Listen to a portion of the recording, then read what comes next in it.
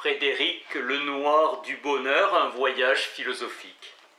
Un voyage joyeux, une promenade stimulante, en compagnie des grands sages. Un cheminement vivant pour nous aider à vivre mieux. L'auteur mène depuis des années une réflexion sur la sagesse et l'art de vivre. Jacques Prévert, j'ai reconnu le bonheur au bruit qu'il a fait en partant. Les anciens étaient convaincus du caractère aléatoire et injuste du bonheur. Le mot philosophie signifie étymologiquement amour de la sagesse. La vie nous apprend que nous portons en nous divers freins qui entravent la réalisation de nos aspirations profondes. Les scientifiques préfèrent parler d'un bien-être subjectif. Nous nous dirons malheureux ou insatisfaits de notre vie si elle nous procure peu de plaisir. Le bonheur est un sentiment humain lié à la conscience de soi. L'expérience montre que la prise de conscience de notre état de satisfaction contribue à accroître notre bonheur. Fugace et moralement indéfini, le plaisir ne peut être le seul guide d'une vie. La vertu s'acquiert par l'intermédiaire de la raison et se fortifie par la pratique. Épicure souligne la nécessité d'éliminer toute crainte inutile comme les dieux et la mort. Donner du sens à sa vie. Sénèque, il n'y a point de vent favorable pour qui ne sait en quel port se rendre. Trouvez un sens positif à votre vie. La voie compte plus que le but, le bonheur vient en cheminant. La sagesse indique une direction, souligne Comte Sponville, celle du maximum de bonheur dans le maximum de lucidité. Le but de la sagesse est de rendre le bonheur plus profond et permanent possible par-delà les aléas de la vie et les événements extérieurs. Alain, il est impossible que l'on soit heureux si l'on ne veut pas l'être. Il faut donc vouloir son bonheur et le faire. Jésus et Socrate ont sacrifié leur vie au nom d'une vérité ou de valeurs plus élevées que leur bonheur terrestre. Ils croyaient et aspiraient à un bonheur suprême après la mort, quête d'un bonheur différé. Le bonheur consiste à vivre selon notre nature profonde en développant notre personnalité pour nous permettre de jouir de la vie et du monde avec la sensibilité le plus riche possible. Pour Schopenhauer, le bonheur est dans notre sensibilité. Le bonheur dépend de ce que nous sommes. Rick Hanson, celui qui change son cerveau, change sa vie. La sérotine est impliquée dans la joie de vivre, l'optimisme, le contentement, la sérénité, le sommeil et dans l'harmonisation des deux hémisphères cérébraux. Notre vie émotionnelle est influencée par notre cerveau et par toutes les substances chimiques sécrétées par notre corps. Notre bonheur tient pour beaucoup à notre capacité à vivre dans l'instant présent et notre aptitude à nous remémorer des moments heureux de notre vie. Platon insiste sur le rôle de la mémoire. Chez Proust, la mémoire permet de revivre une sensation agréable et c'est toujours dans le présent que le bonheur s'éprouve grâce à cette réminiscence. Aristote et Épicure soulignent qu'il n'y a pas de vrai bonheur possible sans amitié. Lien entre bonheur et altruisme. Chez les Grecs, le bien commun est perçu comme supérieur au bonheur individuel et exige de chacun d'œuvrer pour le bien de la cité. Tournant à la fin des années 60 avec la consommation de masse. Denis Diderot, il n'y a qu'un seul devoir, se rendre heureux. David Hume rappelle que la grande fin de toute activité laborieuse de l'homme est d'atteindre le bonheur.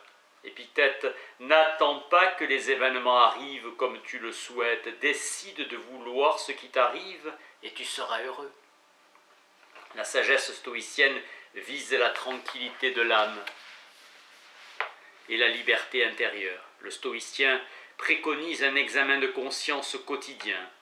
Siddhartha Gautama réalisa que la douleur était le lot commun de l'humanité et que nul ne pouvait y échapper. Il erra 5 ans dans la forêt en se livrant à des pratiques ascétiques extrêmes.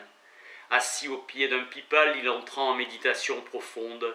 Il atteignit l'éveil, une pleine compréhension de la nature des choses et un état de libération intérieure. L'origine de la souffrance est le désir, constat de la non-satisfaction. La naissance, la vieillesse, la mort, être uni à ce que l'on n'aime pas, être séparé de ce que l'on aime, ne pas avoir ce que l'on désire sont souffrances. Admettre que l'on ne peut plier le monde à ses désirs est le premier pas vers la voie. Chaque acte produit un effet, la guérison est possible en s'affranchissant du désir. Le nirvana est l'état de bonheur absolu lié à l'extinction du désir. Compréhension, pensée, parole, action, moyen d'existence, effort, attention et concentration juste. Avoir pour cela une conduite éthique, une discipline mentale et de la sagesse.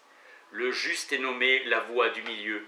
Lâcher l'ego qui est une illusion, la tradition bouddhiste désigne le bonheur au sens de paix et harmonie profonde de l'esprit qui s'est transformé et qui n'est plus soumis aux aléas de la vie. Le bouddhisme réfute le système des castes.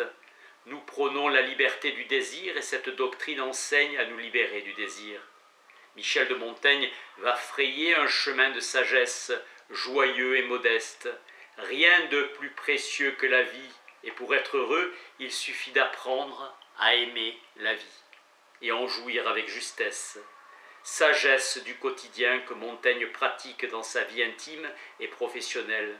Éviter les grandes passions qui dérèglent l'esprit et portent vers l'illusion de l'illimité en nous portant vers les actions extrêmes. Montaigne est choqué de la manière dont les Indiens du Nouveau Monde sont traités.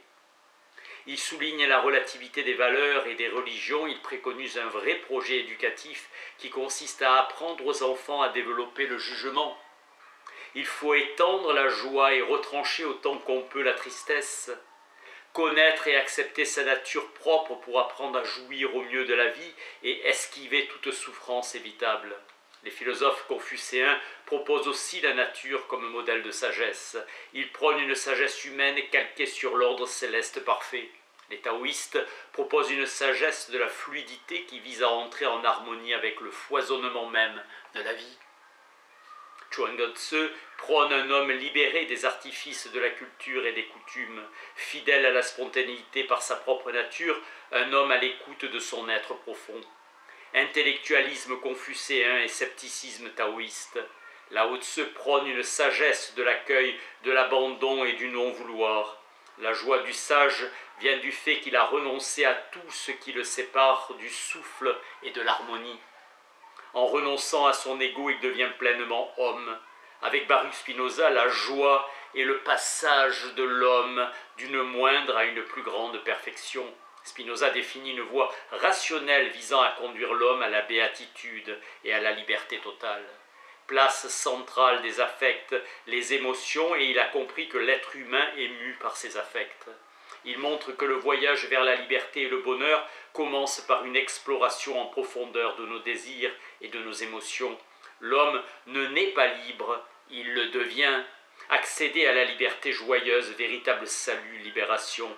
En parvenant à une plus grande perfection, on augmente sa puissance et il en résulte un sentiment de joie. L'amour est une joie qui accompagne l'idée d'une cause extérieure. La haine naît de la tristesse. Tous nos affects sont le fruit de notre nature propre, de notre être et de notre puissance d'agir.